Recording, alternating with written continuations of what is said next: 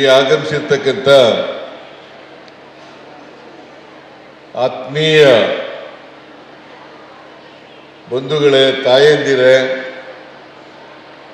ಪ್ರೀತಿಯ ವಿದ್ಯಾರ್ಥಿನಿಯರೇ, ಮಾಧ್ಯಮದ ಗೆಳೆಯರೇ, ಪ್ರಸಾದ್ ಅಬ್ಬಯ್ಯ ಅವರೇ, ಶಾಸಕರಾದಂಥ ಪ್ರಸಾದ್ ಅಬ್ಬಯ್ಯ ಅವರೇ, ಅವರು ಕೊಳಗೇರಿ ಅಭಿವೃದ್ಧಿ ಮಂಡಳಿಯ ಅಧ್ಯಕ್ಷರು. ಪ್ರಸಾದ್ ಅಬ್ಬಯ್ಯ ಅವರು ಹುಬ್ಳಿ ಶಾಸಕರು. ಆಮೇಲೆ ಭೀಮಾ ನಾಯ್ಕ್ ಅವರೇ, ಮಾಜಿ ಶಾಸಕರು. ಇತರ ಎಲ್ಲ ಸ್ನೇಹಿತರೆ,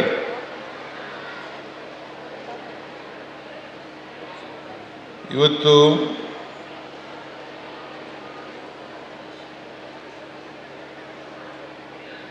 ಅತ್ಯಂತ ಸಂತೋಷದಿಂದ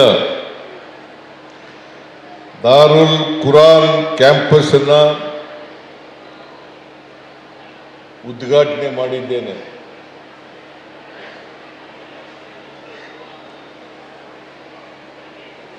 ಈ ಕ್ಯಾಂಪಸ್ಸು ಇನ್ನೂ ಎತ್ತರಕ್ಕೆ ಬೆಳೆಯಲಿ, ಇನ್ನೂ ಹೆಚ್ಚು ವಿದ್ಯಾರ್ಥಿಗಳಿಗೆ ವಿದ್ಯೆ ಲಭ್ಯ ಆಗಲಿ ಅಂತೇಳಿ ಈ ಸಂದರ್ಭದಲ್ಲಿ ಆಶಿಸ್ತೇನೆ.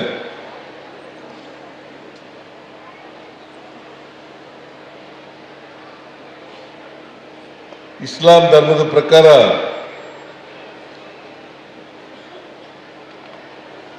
ಇಕ್ರಾ ಅಂದ್ರೆ ಓದು ಅಂತ. ಇಕ್ರಾ ಅಂದ್ರೆ ಓದು. ಪ್ರತಿಯೊಬ್ಬರೂ ಕೂಡ ಈ ಸಮಾಜದಲ್ಲಿ ಯಾವುದೇ ಧರ್ಮಕ್ಕೆ ಸೇರಿರಲಿ, ಯಾವುದೇ ಜಾತಿಗೆ ಸೇರಿರಲಿ, ವಿದ್ಯೆಯನ್ನು ಕಲೀಲೇಬೇಕು. ನಾವು ವಿದ್ಯೆ ಕಲಿದೇ ಹೋದರೆ ಮುಖ್ಯವಾಹಿನಿಗೆ ಬರಲಿಕ್ಕೆ ಸಾಧ್ಯ ಆಗಲ್ಲ. ಅದಕ್ಕೋಸ್ಕರ ವಿದ್ಯೆ ಕಲೀಲೇಬೇಕು. ವಿದ್ಯೆ ಕಲಿಯೋದ್ರಿಂದ, ನಾವು ವಿದ್ಯಾವಂತರಾಗೋದ್ರಿಂದ ನಾವು ಸ್ವತಂತ್ರರಾಗಿ ಯೋಚನೆ ಮಾಡಲಿಕ್ಕೆ ಸಾಧ್ಯ ಆಗ್ತದೆ, ಸ್ವಾಭಿಮಾನಿಯಾಗಿ ಬದುಕಲಿಕ್ಕೆ ಸಾಧ್ಯ ಆಗ್ತದೆ. ಅದಕ್ಕೋಸ್ಕರ ವಿದ್ಯೆ ಕಲೀಲೇಬೇಕು. ಅದಕ್ಕೆ ಬಾಬಾ ಸಾಹೇಬ್ ಅಂಬೇಡ್ಕರ್ ಅವರು ಏನು ಹೇಳ್ತಾರೆ ಅಂತಂದರೆ, ನಮ್ಮ ಸಾಮಾಜಿಕ ಸಂಕೋಲೆಗಳಿಂದ ಮುಕ್ತರಾಗಬೇಕಾದ್ರೆ ನಾವು ವಿದ್ಯಾವಂತರಾಗಲೇಬೇಕು. ಸಾಮಾಜಿಕ ಸಂಕೋಲೆಗಳಿಂದವಲ್ಲ, ಈ ಸಂಕೋಲೆಗಳಿಂದ ಮುಕ್ತ ಆಗಬೇಕಾದ್ರೆ ವಿದ್ಯೆ ಕಲಿಯಲೇಬೇಕು. ಸಾಚಾರ್ ವರದಿ ಪ್ರಕಾರ ನಿಮ್ಮಲ್ಲಿ ಶಿಕ್ಷಣ ಕಡಿಮೆ ಇದೆ. ಅದಕ್ಕೋಸ್ಕರ ಪ್ರತಿಯೊಬ್ಬ ಮುಸಲ್ಮಾನನೂ ಕೂಡ ವಿದ್ಯಾವಂತರಾಗಿ ಸ್ವಾಭಿಮಾನಿಗಳಾಗ್ತಕ್ಕಂಥದ್ದು ಅತ್ಯಂತ ಅವಶ್ಯ. ಆಗ ಸರಿಯಾದ ರೀತಿಯಲ್ಲಿ ಯೋಚನೆ ಮಾಡಲಿಕ್ಕೆ, ಸಮಾಜಮುಖಿಯಾಗಿ ಯೋಚನೆ ಮಾಡಲಿಕ್ಕೆ, ಮತ್ತು ಒಬ್ಬ ತನ್ನ ವ್ಯಕ್ತಿತ್ವವನ್ನು ಬೆಳೆಸ್ಕೊಳ್ಳಲಿಕ್ಕೆ ಅನುಕೂಲ ಆಗ್ತದೆ ಅಂತಕ್ಕಂಥದ್ದನ್ನು ನಾವು ಯಾರು ಕೂಡ ಮರಿಬಾರದು. ಇದನ್ನು ಮಾಡದೆ ಹೋದರೆ ನಾವು ಅಸಮಾನತೆಯನ್ನು ತೊಡೆದಾಕಲಿಕ್ಕೆ ಸಾಧ್ಯ ಆಗಲ್ಲ. ಸಮಾಜದಲ್ಲಿ ಬಡತನ ಇದೆ, ಚಿಂತನ ಇದೆ. ಈ ಕಾರಣದಿಂದ ವಿದ್ಯೆ ಕಲಿದೇ ಇರೋದ್ರಿಂದ, ಯಾಕಂದರೆ ವಿದ್ಯೆ ಕಲಿತಕ್ಕಂಥ ಅವಕಾಶ ಭಾಳ ಕಡಿಮೆ ಇತ್ತು. ಸಂವಿಧಾನ ಬಂದ ಮೇಲೆ ಎಲ್ಲರಿಗೂ ಸಮಾನವಾದಂಥ ಅವಕಾಶಗಳನ್ನು ಕಲ್ಪಿಸ್ಕೊಟ್ಟಿದ್ದಾರೆ. ಅದಕ್ಕೋಸ್ಕರ ನಾನು ಜಮೀರ್ ಅಹಮದ್ ಖಾನ್ ಅವ್ರಿಗೆ ಹೇಳಿದ್ದೀನಿ, ಎಷ್ಟೇ ದುಡ್ಡು ಖರ್ಚಾದರೂ ಕೂಡ ಶಿಕ್ಷಣಕ್ಕೆ ಹೆಚ್ಚು ಒತ್ತನ್ನು ಕೊಡಬೇಕು ಅಂತಕ್ಕಂಥ ಮಾತುಗಳನ್ನು ಹೇಳಿದ್ದೀನಿ. ಈಗಾಗಲೇ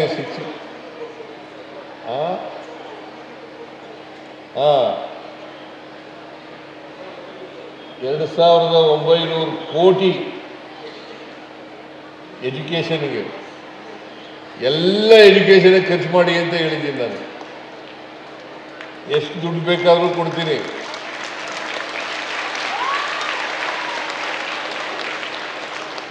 ಎಜುಕೇಷನ್ಗೆ ಕೊಡಬೇಕು. ಹೆಚ್ಚಾಗಿ ರೆಸಿಡೆನ್ಷಿಯಲ್ ಶಾಲೆಗಳನ್ನು ತೆಗಿತಕ್ಕಂಥ ಕೆಲಸವನ್ನು ಮಾಡಬೇಕು.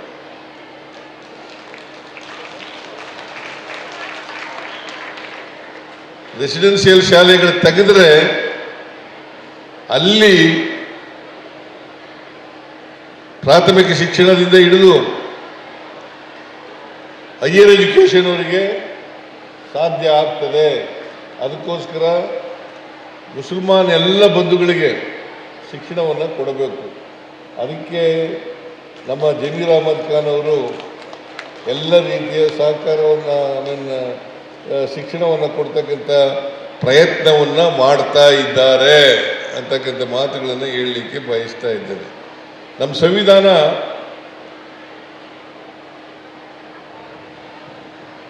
ಬಹಳ ಸ್ಪಷ್ಟವಾಗಿ ಹೇಳಿದೆ. ಏನಂತ ಹೇಳಿದೆ? ನಮ್ಮ ಧರ್ಮವನ್ನು ಗೌರವಿಸಬೇಕು, ಆದರೆ ಪರಧರ್ಮವನ್ನು ಸಹಿಷ್ಣುತೆಯಿಂದ ಕಾಣಬೇಕು ಅಂತಕ್ಕಂಥ ಮಾತುಗಳನ್ನು ಹೇಳಿದೆ. ನಮ್ಮ ಧರ್ಮವನ್ನು ನಾವು ಮಾಡಿ, ಆದರೆ ಸಹಿಷ್ಣುತೆಯಿಂದ ಪರಧರ್ಮವನ್ನು ಕಾಣಬೇಕು. ಮತ್ತು ಸಹಬಾಳ್ವೆ, ಸಹಿಷ್ಣುತೆ, ಸಹಬಾಳ್ವೆ ಮೂಲಭೂತವಾದಂಥ ಅಂಶಗಳು.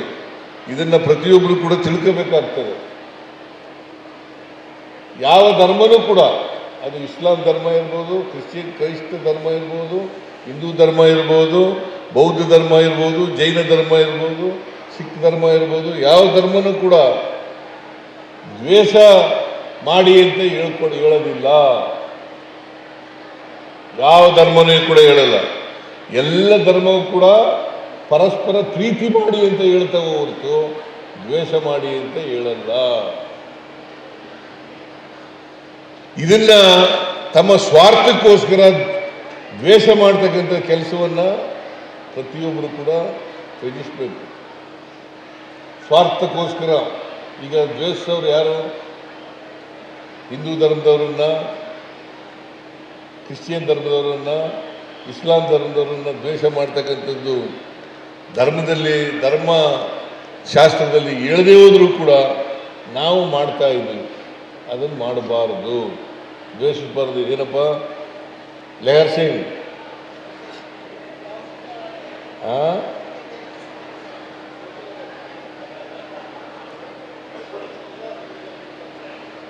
ನಾನು ಹೇಳೋದು ನಿಮಗೆ ಗೊತ್ತಾಯ್ತಲ್ಲ? ಮಾಲೂಮ್ ಹೋಗ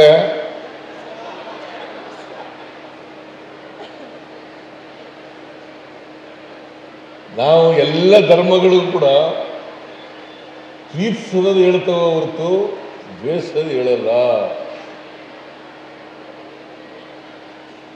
ದ್ವೇಷ ರಾಜಕಾರಣ ಮಾಡಕ್ ಕೂಡುದು. ನೀನ್ ಮಾಡ್ತೀಯಪ್ಪ, ಕೆಲವರು ಯಾರು ಮಾಡಬಾರದು. ದ್ವೇಷದಿಂದ ನಾವು ಒಳ್ಳೆ ವ್ಯಕ್ತಿಯಾಗಿ ಬೆಳೀಲಿಕ್ಕೆ ಸಾಧ್ಯ ಆಗಲ್ಲ. ದ್ವೇಷ ಮಾಡೋದ್ರಿಂದ ಸಮಾಜದಲ್ಲಿ ದೇಶವನ್ನು ಹುಟ್ಟಾಕಲಿಕ್ಕೆ ಸಾಧ್ಯ ಆಗ್ತದೆ ಹೊರತು ಯಾರ ಮನುಷ್ಯನೂ ಕೂಡ ಗೆಲ್ಲಲಿಕ್ಕೆ ಸಾಧ್ಯ ಇಲ್ಲ. ದ್ವೇಷದಿಂದ ಪ್ರೀತಿಯನ್ನು ಸಂಪಾದನೆ ಮಾಡಲಿಕ್ಕೆ ಸಾಧ್ಯ ಇಲ್ಲ. ಪ್ರೀತಿಯಿಂದ ಪ್ರೀತಿಯನ್ನು ಸಂಪಾದನೆ ಮಾಡಲಿಕ್ಕೆ ಸಾಧ್ಯ ಆಗ್ತದೆ. ಅದರಿಂದ ಯಾರು ಕೂಡ ದ್ವೇಷ ಮಾಡಬಾರದು. ಇದನ್ನೆಲ್ಲ ನಾವು ತಿಳ್ಕೋಬೇಕಾದ್ರೆ ವಿದ್ಯಾವಂತರಾಗಲೇಬೇಕು. ವಿದ್ಯಾವಂತರಾಗದೇ ಹೋದರೆ ಅಸಮಾನತೆಯನ್ನು ತೆಗೆದಾಡಲಿಕ್ಕೆ ಸಾಧ್ಯ ಆಗಲ್ಲ. ನಮ್ಮ ಸಮಾಜದಲ್ಲಿ ಜಾತಿಗಳಿದ್ದಾವೆ, ಧರ್ಮಗಳಿದ್ದಾವೆ, ಅಸಮಾನತೆ ಇದೆ. ಬಾಬಾ ಸಾಹೇಬ್ ಅಂಬೇಡ್ಕರ್ ಏನು ಹೇಳಿದ್ರು ಗೊತ್ತಾ? ನಾವು 1950 ಜನವರಿ 26ಕ್ಕೆ ವೈರುಧ್ಯತೆ ಇರ್ತಕ್ಕಂಥ ಸಮಾಜಕ್ಕೆ ಕಾಲಿಡ್ತಾ ಇದ್ದೀವಿ. ವೈರುಧ್ಯತೆ ಇರ್ತಕ್ಕಂಥ ಸಮಾಜಕ್ಕೆ ಕಾಲಿಡ್ತಾ ಇದ್ದೀವಿ. ಈ ಆರ್ಥಿಕ ಅಸಮಾನತೆ, ಸಾಮಾಜಿಕ ಅಸಮಾನತೆ, ಇದನ್ನ ಹೋಗಲಾಡಿಸ್ಬೇಕಾದ್ರೆ